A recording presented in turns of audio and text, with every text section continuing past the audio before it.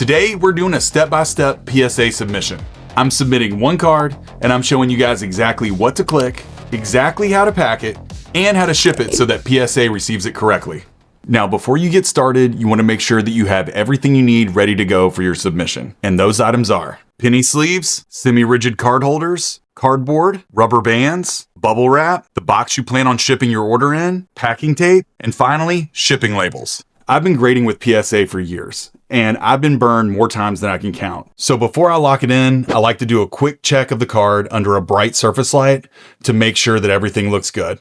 I'm looking at the corners, I'm looking at the edges, I'm looking at the surface, as well as the centering. For PSA to give your card a 10, the centering has to fall in the 55-45 ratio. And that means that this border around the edge of the card needs to be almost completely uniform, top to bottom and left to right. So this card is heavy on the right side and the top from the back, and it is heavy on the top and left side from the front. But this is a card that I'd really like to encapsulate. And with the corners, you want to look for any whitening whatsoever on the card. Even the smallest little white dot will affect the grade. Then I check for the edges, and this card looks really good. You're looking for any kind of warping or the foil peeling away.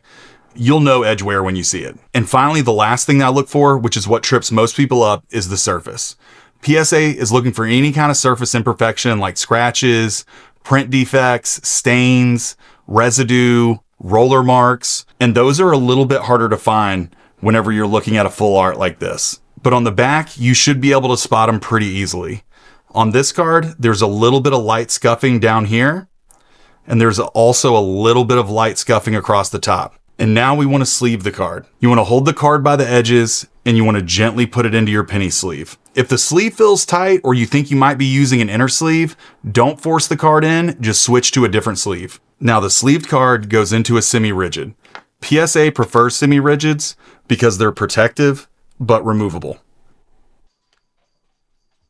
And this part is where some people do mess up. Some people really do want to put a post-it note on the back side of the sleeve so that PSA can pull out your card more easily. That is a mistake. PSA says absolutely do not do this. Do not send this card in a top loader unless PSA specifically instructed it with the service level you picked. And now it's time to start the submission. The first step is to log into PSA. If you don't have an account, take just a minute and create one, because this will make tracking your submission so much easier. Once you've done that, log into your account from PSA's homepage. Next, you'll click the Start Submission button in the top right of the page. That will take you to a page with 3 different options. Select the Grade with PSA option on the far left.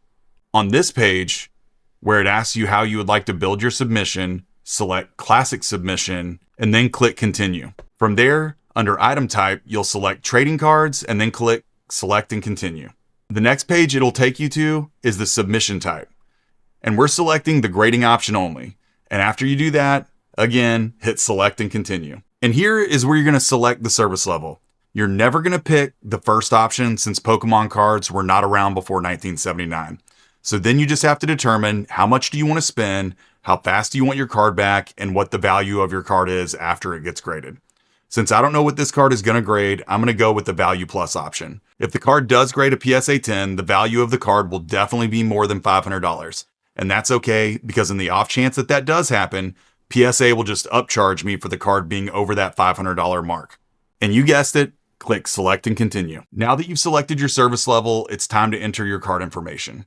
I always start with the year that the card was printed, followed by the word Pokemon, and then the name of the Pokemon.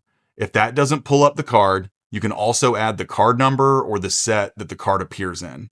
And if you still can't find it, that's okay, because you can still manually enter the information that you have and PSA will find it for you. So as you're scrolling through the drop down, looking for your card, you can see images of the cards, but you also want to make sure that you pick the language that your card is printed in, which in my case is English.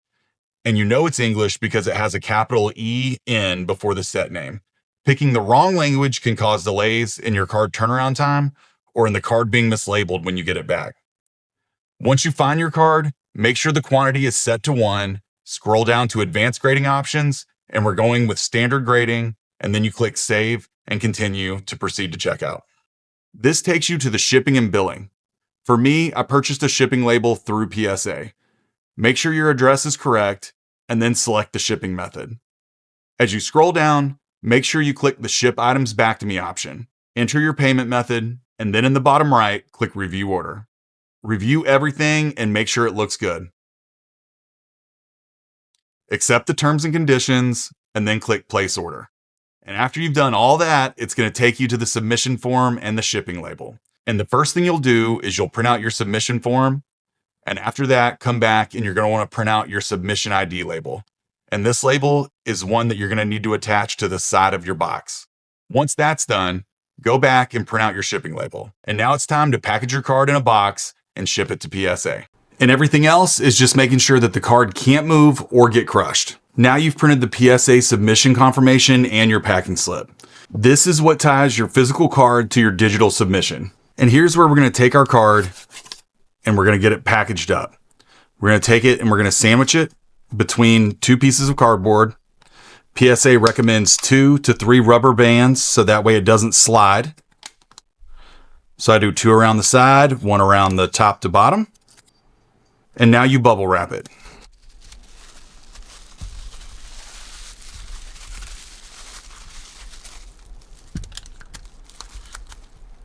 And I put bubble wrap on the bottom of it, and there's not really a whole lot on the top, but that's okay because what I like to do, I line it with bubble wrap.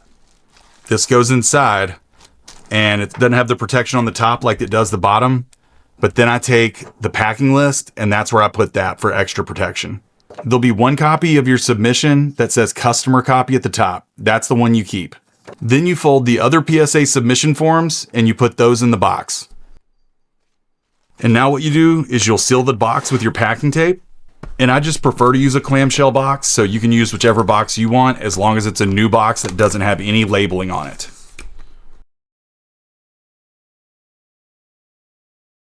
Now the next important part is your submission ID label.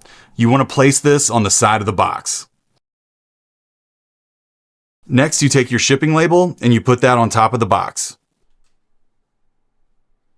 And that's it. All you have to do is drop your package off and wait for your submission to come back. Thank you guys so much, and I'll see you in the next one. Bye.